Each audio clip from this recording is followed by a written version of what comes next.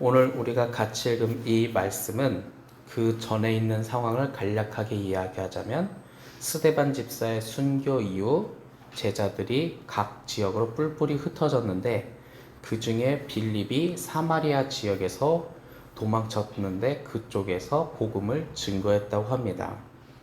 그리고 나서 이제 장소가 이제 다른 장소로 바뀌게 되는 것이 오늘 우리가 읽은 말씀인데 여기서도 또 빌립이 등장을 합니다. 그런데 우리가 한 번쯤은 생각해 봐야 할 것은 바로 지역인데 사마리아는 예루살렘보다 위쪽에 있습니다. 근데 오늘 빌립이 주의 사자의 이끌림대로 어디로 가냐? 남쪽으로 갑니다. 이것이 지도를 찍어보면서 한 번쯤은 생각해 볼게. 예루살렘에 있다가 북쪽으로 도망쳤으면 계속 북쪽으로 도망치는 게 우리의 상식일지도 모릅니다.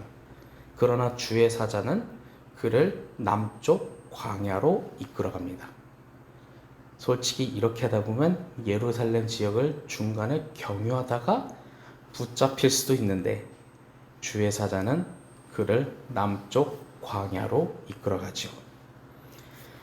여기서 한 번쯤은 생각해 볼 것이 있습니다. 남쪽 광야입니다. 광야. 여러분들이 생각하기에 이 광야는 어떤 곳일까요? 허벌판에 아무것도 없죠. 어쩌면 누군가는 풀떼기라도 있는 것도 생각할지도 있겠지만 풀도 없는 그저 척박한 땅입니다.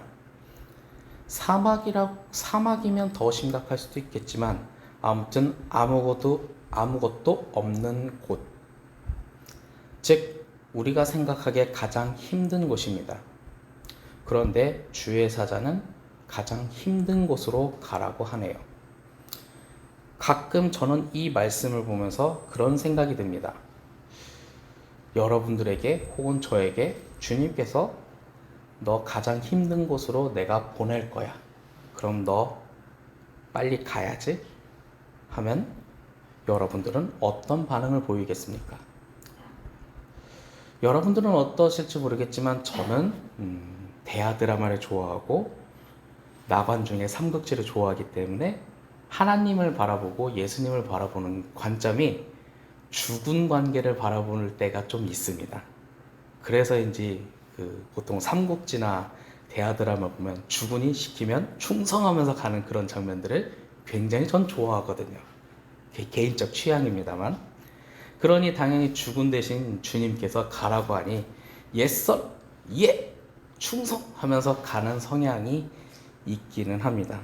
그래서인지 주군의 마음을 처음에 몰랐을 땐 신학 공부를 안 했는데 주군의 마음을 알게 되니 그럼 당연히 가야지 하면서 이렇게 목회를 하게 됐는데 가끔은 드는 생각이 힘든 곳으로 가라고 한다면 어떨까? 하지만 저는 지금은 솔직히 말해서 결혼도 안 하고 가족도 없고 하다 보니 어쩌면 마음 쉽게 아주 예 가겠습니다 라고 할지도 모르겠습니다. 제가 저의 어린 시절을 자주는 했는지는 모르겠지만 저는 중학교를 4군데를 다녔습니다. 서울에 있는 중학교에서 한 2달 다니고 강원도 횡성에서 7달 다니고 수원에서 한 2년 다니고 충북 음성에서 한 1년 좀 안 되게 다녔죠. 왜 그렇게 다녔냐면 저희 아버지께서 목회하시다가 많이 이사를 다녔습니다. 가끔 생각이 들다 보면 왜 저희 아버지께서 이렇게 목회를 하면서 이사를 많이 다녔나 하는 생각이 들지만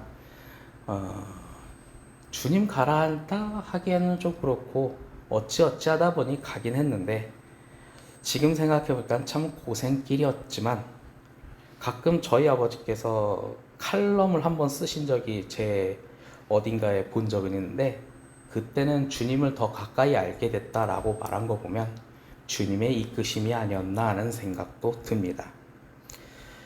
그런 것처럼 주님께서 가라 하면 가긴 가는데 왠지 힘들다라는 생각이 들 때가 있죠.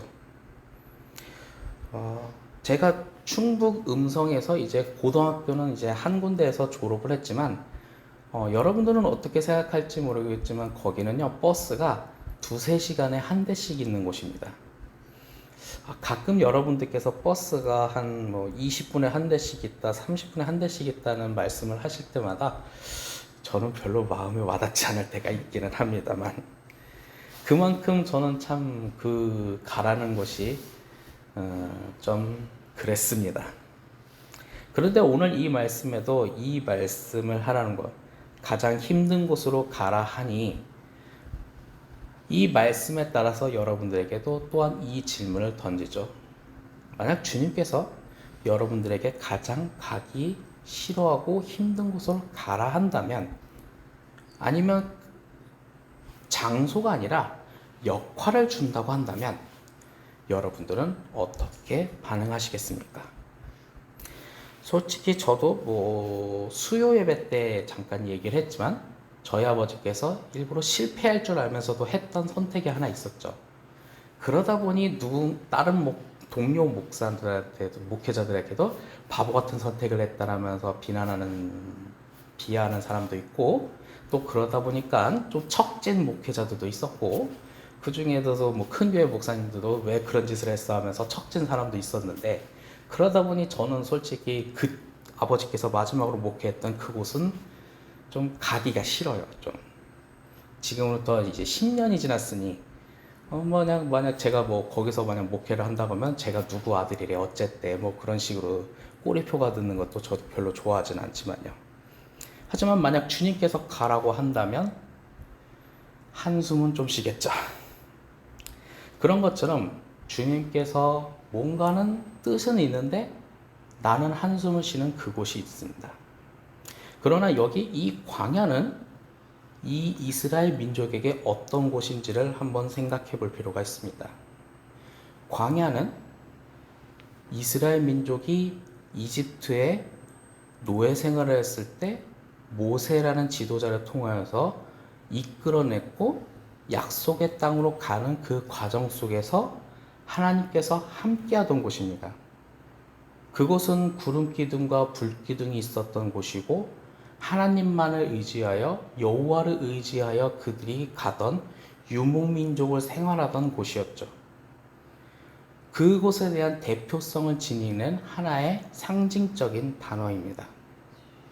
즉 이 항상 성경 속에서 광야라는 이 단어가 나올 때마다 이 이스라엘 민족들은 항상 생각하던 것은 너희가 여호와를 의지하던 그때 그 시절을 다시 한번 생각해 보라라는 메시지가 담겨 있기도 하죠. 즉 너희들이 나중에는 정착을 해서 농경 생활을 하고 씨를 뿌리며 살아갈 때 농경을 잘하기 위해서 바알을 섬기고 아세라를 섬기고 그런 이상한 잡다한 가나안들에 있는 우상을 섬겨서 여호와 하나님을 버렸던 그때 그 시절이 아닌, 정착이 아닌, 비록 유목민처럼 떠돌았던 시절이지만 그때는 여호와 하나님과 함께했던 그 시절이 더 행복하지 않았냐. 호세아가 말했던 말이죠. 그래서인지 가인과 아벨이 하나님께 번제를 드렸지만 가인은 농경 생활을 했던 것을 드렸고 아벨은 양을 드렸죠. 근데 어떤 걸 받아들였죠? 아벨의 것을 받아들이는 그 메시지 속에서는 농경 생활을 했을 때 하나님을 버렸던 그때 그 시절의 대표성이 있었지만 아벨의 양을 받았던 이유는 유목민을 했던 그 시절에 여호와 함께 했던 시절을 기억하라 라는 하나의 메시지가 담겨 있기도 합니다. 그런 것처럼 이 광야는 우리가 힘들고 어렵지만 하나님과 함께 했던 그 시절을 생각하면서 빌립은 그곳으로 보냈던 거죠. 그리고 그곳에서 에디오피아 사람을 만나게 됩니다. 근데 참 아이러니하게도 모세가 어떤 사정에 의해서 구스 여자를 도와주게 됩니다. 그것을 첩으로 삼았다는 이유로 좀 지도력에 대해서 많은 위기가 있었는데 그 구스가 에디오피아의 또 다른 말이기도 하죠. 그래서인지 이 에디오피아를 만난 것도 좀 뭔가 의미심장한 느낌도 듭니다만, 이 에디오피아의 권력자 중에 한 사람이었던 이 에디오피아 사람을 만나게 됩니다. 즉 뭐냐? 그 광야가 힘든 곳이지만 하나님께서 역사하시고 뜻하신 바가 있다는 거죠. 저는 이 광야란 곳을 굳이 장소라는 개념으로만 얘기하지 않겠습니다. 여러분들에게 시간과 역할도 있다는 거죠. 불편한 시간과 불편한 역할을 하나님께서는 파고들어서 여러분들에게 메시지를 던질 때가 있습니다. 너 그때 이렇게 좀 해줄 수 있냐? 너 이거라도 해줄 수 있니? 나 그거 힘듭니다. 어렵습니다. 하지만 그 말에 따라 갔을 때 하나님의 뜻은 분명히 있다는 거죠. 오늘 이 말씀 속에 빌립이 바로 이 에디오피아 사람을 만나게 된 경위가 우리의 21세기를 살아가는 우리에게 던지는 메시지이기도 합니다. 이렇게 에디오피아 내시가 읽었던 선지자 이사야의 글을 모르고 헤매고 있을 때 빌립은 그것을 알려준 거죠. 그리고 그 안에서 예수님의 복음을 증거하게 됩니다.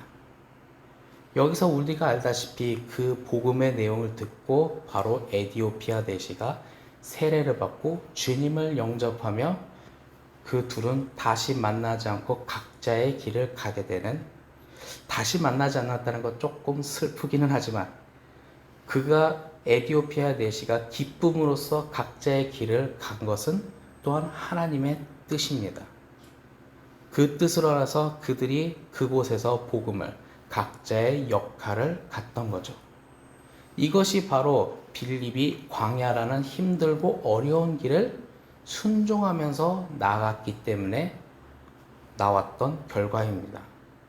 그렇다면 오늘 이 이야기가 우리 21세기를 살아가는 우리에게 있어서 한 번쯤은 생각해 봐야 할 것은, 하나님은 우리에게 불편한 장소, 시간, 역할을 제시할 때가 있습니다.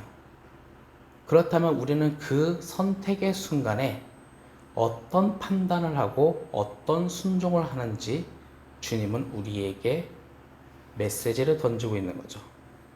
그럼 우리는 거기서 어떤 판단을 할까요? 아마 오늘 하루 이 순간에 이 말씀을 듣기에 여러분들의 오늘 하루는 어떤 인생이 펼쳐질지 저도 참 많은 궁금증이 있습니다. 그때 여러분들은 오늘 이 하나님의 말씀 앞에서 어떤 삶을 살아갈까요? 오늘 우리가 기도할 때 오늘이 아니어도 언젠가 우리가 살아가는 그 순간에 하나님은 우리에게 질문을 던집니다.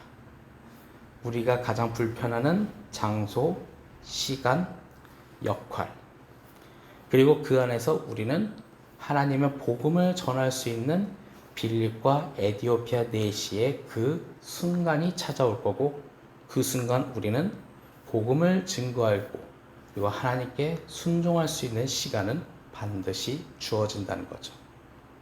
그때 우리는 하나님의 기쁨이 되기를 소망합니다. 하나님의 뜻대로 살아가기를 소망합니다. 그래야 우리는 승리할 수 있기 때문이죠. 그렇게 살아갈 수 있는 우리 성남교회가 되기를 간절히 소망합니다. 기도하겠습니다. 사랑의 하나님, 오늘 이 말씀 속에 가장 불편한 곳 광야를 이야기합니다. 하지만 이 광야는 여호와 하나님과 동행하던 바로 그곳입니다. 다른 것이 아닌 하나님과 함께하던 그곳입니다. 우리에게 불편한 것으로 보이는 것이 아니라 하나님과 함께하던 그곳에서 주님의 뜻으로 살아갈 때 주님의 역사가 일어납니다. 우리가 오늘 살아가는, 아니 앞으로 살아가는 그 시간 속에 주님께서 함께하는 그 시간 속에 주님의 뜻이 일어나고 주님의 소망이 이루어지고 주님의 꿈이 실현될 수 있도록 우리가 하나님과 동행하며 살아갈 수 있도록 주님 도와주시옵소서. 또한 주님 앞에 예물을 드렸습니다. 이 예물이 온전히 쓰여지기를 원합니다. 주님의 역사가 되기를 원합니다. 주님 크게 사용하여 주시옵소서. 아멘. 언제나 함께 하신 아버지께 감사드리며 주 예수 그리스도의 이름으로 기도하였습니다. 아멘.